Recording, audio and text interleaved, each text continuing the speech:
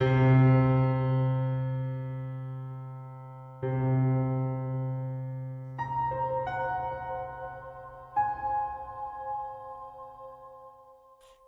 kota, terdapat apartemen kuning tua tapi masih dihuni.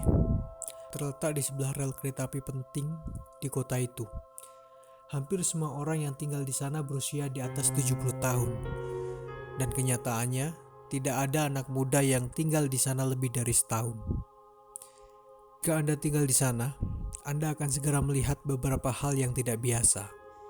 Di ruang bawah tanah misalnya, terdapat tulisan hidupkan cahaya, matikan lampu saat Anda pergi, tertulis di sebelah setiap saklar lampu. Itu tidak biasa untuk mengingatkan seseorang tentang sesuatu yang begitu jelas. Tetapi di sini itu sangat penting.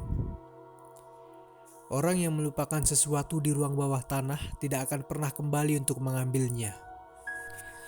Jika kamu menawarkan diri untuk pergi dan mengambilkannya, mereka akan berusaha keras untuk menghentikanmu melakukannya. Terdapat satu pintu di ruang bawah tanah yang tidak memiliki nomor. Sebaliknya pintunya memiliki papan nama yang sudah usang. Orang-orang di apartemen akan menyuruhmu untuk menjauhi pintu itu. Konon, orang-orang yang mengintip dari lubang kunci telah melihat hal-hal yang sangat mengerikan dari balik pintu itu. Kabel dan pipa di ruang bawah tanah terlihat sangat tua.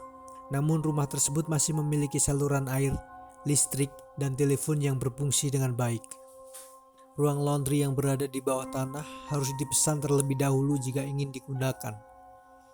Jika kamu pergi ke sana tanpa memesan ruangan itu terlebih dahulu, orang-orang di dalam apartemen akan memarahimu dan memperingatkanmu dengan kekerasan. Hal-hal ini mungkin tampak biasa bagi mereka. Biasanya anak-anak muda yang masih terlalu penasaran atau gagal mengikuti aturan di dalam apartemen itu akhirnya mati, pincang, atau gila. Biasanya orang mengatakan bahwa insiden ini adalah akibat dari penggunaan narkoba atau minum-minuman keras. Tetapi beberapa kecelakaan aneh tidak dapat dijelaskan secara logika. Bagaimana aku bisa tahu semua ini? Aku biasanya pergi dan membantu nenekku yang tinggal di apartemen itu.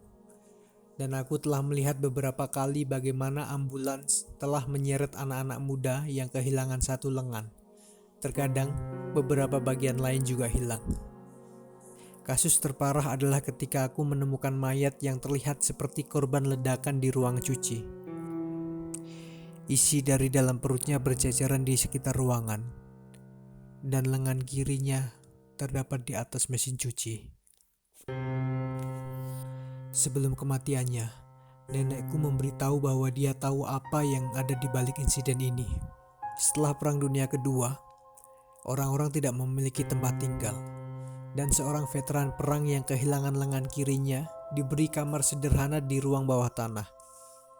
Dia mendapatkan kamar tersebut gratis apabila dia mau membantu orang-orang mencuci dan membersihkan apartemen tersebut. Dia mau melakukannya, tetapi suatu hari ada seorang anak yang menghinanya, dan akhirnya veteran itu membunuh anak itu dan dirinya sendiri. Sejak arwahnya terperangkap di ruang bawah tanah itu, kakek itu menghukum orang-orang yang gagal mengikuti aturan di apartemen itu. Setelah menceritakan hal ini, nenek melarangku untuk kembali ke apartemen itu. Tetapi suatu hari, aku harus kembali ke sana untuk mengambil barang-barang nenek yang tertinggal.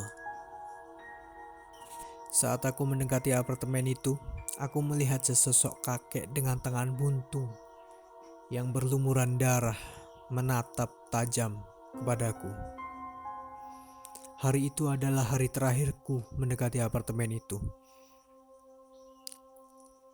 Aku berjanji kepada diriku sendiri untuk tidak akan pernah pergi ke apartemen terkutuk itu lagi.